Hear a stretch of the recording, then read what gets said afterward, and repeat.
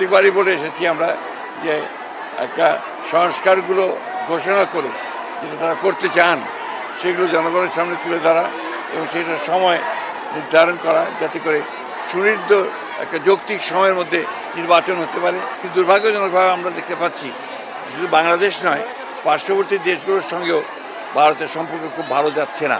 যে ভারত সবসময় একটা প্রভুত্ব একটা রাজনীতি তারা এই দেশগুলোর সঙ্গে পার্শ্ববর্তী দেশগুলোর সঙ্গে করেছে। মহিলাদের ক্ষমতায়ন, মহিলাদেরকে আপনার কর্মসংস্থান, পুলিশে নিয়োগ, চাকুরির ব্যবস্থা করা, তাদের শিক্ষার ব্যবস্থা করার সর্বক্ষেত্রে তিনি মহিলাদেরকে এগিয়ে নিয়ে যাওয়ার জন্য তিনি কাজ শুরু করেছিলেন। অন্যদিকে পরবর্তীকালে দেশনেত্রী বেগম খালেদা জিয়া মেয়েদের লেখাপড়ার জন্য ক্লাস 12 পর্যন্ত অবৈতনিক শিক্ষা ব্যবস্থা চালু করে তিনি একটা যুগান্তকারী পদক্ষেপ নিয়েছিলেন। আজকে প্রায় দীর্ঘ 16 বছর ফ্যাসিবাদী আওয়ামী শাসনের হাত থেকে ছাত্র জনতার আন্দোলন মাধ্যমে আজকে দেশ মুক্ত হয়েছে।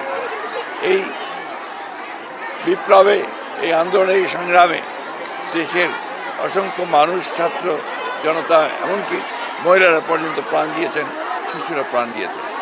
আমরা মহিলাদের যে অবদান এই গণতন্ত্রের পুনরুদ্ধারের সংগ্রামে, সেটাকে আমরা কখনোই অস্বীকার করতে পারব না।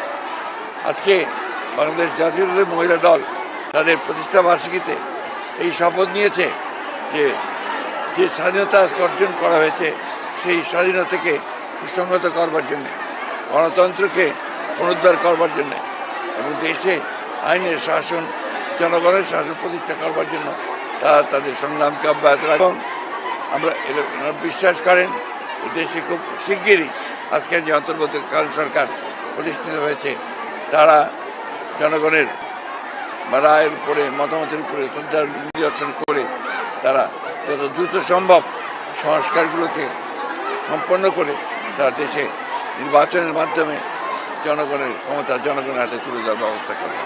এটাই ছিল আজকের দিনের শপথ। আপনারা জানেন আমরা বারবার করেই দুবার দেখা করেছি আমরা আপনার এই অন্তর্বর্তীকালীন সরকারের প্রধান এবং তাদের সদস্যদের সঙ্গে। প্রত্যেকবারই বলে এসেছি আমরা যে একটা সংস্কারগুলো ঘোষণা করে যেটা তারা করতে চান সেগুলো জনগণের সামনে তুলে ধরা এবং সেটার সময় নির্ধারণ করা যাতে করে সুনির্দিষ্ট একটা যৌক্তিক সময়ের মধ্যে নির্বাচন হতে পারে এবং জনগণের ক্ষমতা জনগণের হাতে তুলে দেওয়া যেতে পারে, সেই ব্যবস্থা করার জন্য আমরা তাদেরকে অনুরোধ করি। আসলে ভারতবর্ষের যে আপনার পার্শ্ববর্তী দেশগুলোর সঙ্গে তাদের যে রাজনীতি এবং তাদের যে আচরণ, সেটা কোন প্রেক্ষিতে তারা কীভাবে করছেন সেটা তারা ভালো বোঝেন, সেটা বলেছেন। কিন্তু দুর্ভাগ্যজনকভাবে আমরা দেখতে পাচ্ছি শুধু বাংলাদেশ নয়, পার্শ্ববর্তী দেশগুলোর সঙ্গেও ভারতের সম্পর্ক খুব ভালো যাচ্ছে না। এটা অন্যতম প্রধান কারণ আমার কাছে যেটা মনে হয় যে ভারত সবসময় একটা প্রভুত্ব একটা রাজনীতি তারা এই দেশগুলোর সঙ্গে পার্শ্ববর্তী দেশগুলোর সঙ্গে করেছে, যেটা ভারতের জন্য শুভ বয়ে আনবে না, পার্শ্ববর্তী দেশগুলোর জন্য শুভ বয়ে আনবে না।